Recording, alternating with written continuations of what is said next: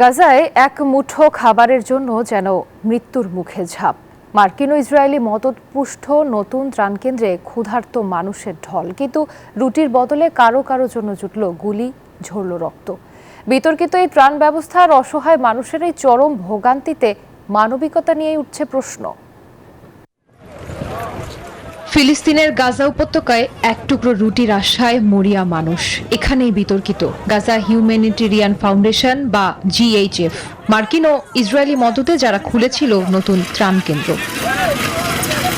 কিন্তু কেন্দ্র খোলার মাত্র একদিনের মাথায় ক্ষুধার্ত মানুষের বাঁধ ভাঙা স্রোত আছড়ে পড়ল সেখানে, জীবনের ঝুঁকি নিয়ে শুধু এক টুকরো খাবারের জন্য। চোখের সামনে ভেসে ওঠা ফুটেজগুলোতে শুধু হাহাকার, কাঁটাতারের বেড়া, মাটির বাঁধ, সব উপেক্ষা করে হাজারো মানুষ। ক্রসিংগুলি বন্ধ হওয়ার পর ৮৮ দিনেরও বেশি সময় হয়ে গেছে। আমরা একটি ভয়াবহ দুর্ভিক্ষের শিকার। এরই মধ্যে ভিড়ে গুলি চালিয়েছে ইসরায়েলি সেনারা। তাদের দাবি এগুলো ছিল সতর্কতামূলক গুলি, কিন্তু হামাসের অভিযোগ এ এক ইচ্ছাকৃত গণহত্যা। ঝরে গেছে কয়েকটি তাজা প্রাণ।